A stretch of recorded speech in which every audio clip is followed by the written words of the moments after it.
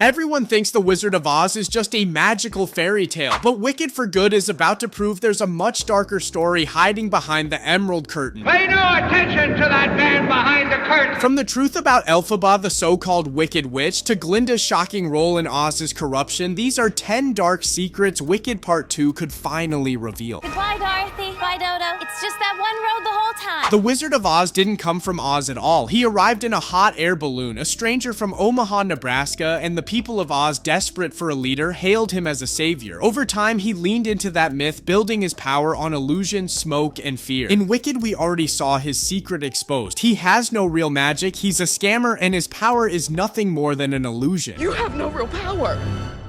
Exactly.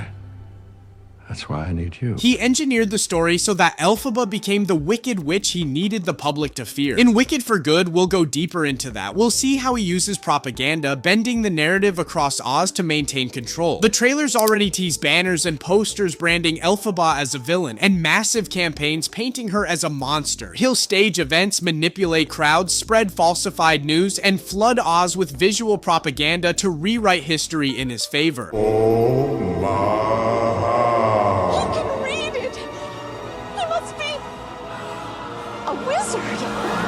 In The Wizard of Oz, Glinda is perfect. She's beautiful, sparkly, floats in a bubble, and is adored by everyone. She has no flaws, no messy emotions. She's just Glinda the Good, the magical figure who helps Dorothy and represents hope. They're laughing because I am a witch.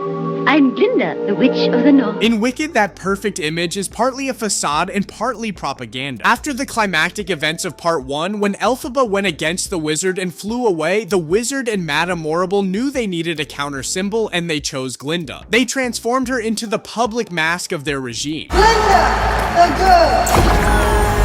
You can't resist this. Who could? In Wicked for Good, we'll finally see how deeply Glinda's decision to play along ties her to the corruption she's supposed to oppose. She gains status, admiration, and all the privileges that come with being the Good Witch. But in reality, everything she enjoys is built on Elphaba's downfall. Glinda's stardom rises only because Elphaba is demonized, and in For Good, that image will crack. We'll see the cost she pays for playing Glinda the Good. Wouldn't be happier.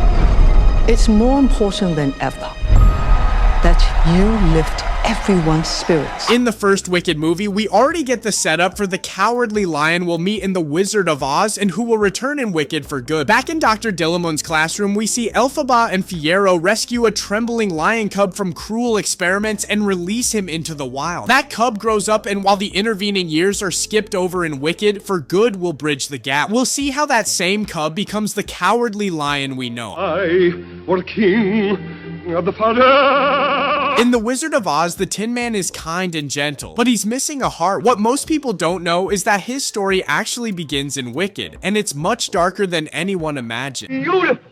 What a nickel! It's empty. The tinsmith forgot to give me a heart.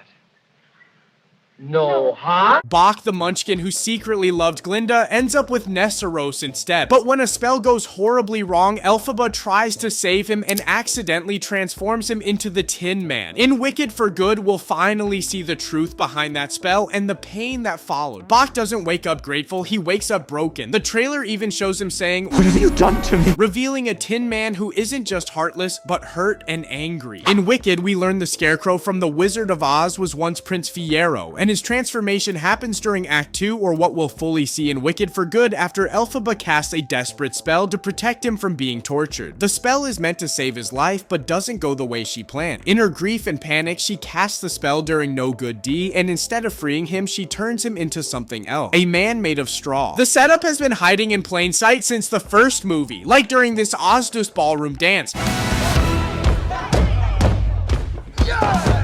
Fiyero's loose, floppy dance moves actually foreshadow the Scarecrow's puppet-like movements, and in Wicked for Good, the hints will be even clearer. Fiyero's hair becomes noticeably blonder, symbolizing the straw-filled head he'll have later, and if you look closely, he's literally wearing the same jacket we'll see on the Scarecrow later. In Wicked for Good, Dorothy Gale will finally step into the story, but not as the bright, innocent girl we remember. This time, we'll see her through the Wicked lens, as an outsider whose arrival throws Oz into chaos. Are you a good witch or a bad witch? Who, me? I'm not a witch at all. I'm Dorothy Gale from Kansas. In the original stage musical, Dorothy barely appears. She's mostly a shadow, a silhouette passing through the story, while Elphaba and Glinda's conflict takes center stage. But in Wicked for Good, that changes. She'll be more present visually and emotionally. Director John M. Chu has already said Dorothy's presence matters more in the sequel, so instead of the girl from Kansas saving Oz, Wicked for Good will show how she unknowingly brings its final storm. Goodbye, Dorothy. Bye, Dodo. It's just that one road the whole time. In Wicked for Good, we'll witness the most iconic moment from The Wizard of Oz, the melting of the Wicked Witch, but this time through Elphaba's eyes. I'm melting! Melting! Oh, what a world! What a world! In the musical's Act 2, we learn Elphaba doesn't actually die. With the help of Fiyero, now transformed into the Scarecrow, she fakes her death. To the world, the Wicked Witch of the West is gone. But in secret, Elphaba and Fiyero disappear together. In The Wizard of Oz, the Wicked Witch of the East barely exists. She's crushed by a falling house before we ever meet her, and all we're told is that she was wicked and ruled the Munchkins with cruelty. Let the joyous news be spread. The wicked old witch at last is dead. But Wicked rewrites that story. The Wicked Witch of the East is actually Elphaba's younger sister, Nessaros. In Wicked for Good, we'll finally see how her story ends. While it's unclear if they'll keep the plot of Dorothy's house falling on her, it's certain Madame Morrible was the one who conjured the tornado that sealed Nessaros's fate. There's a house, and it's flying through the sky.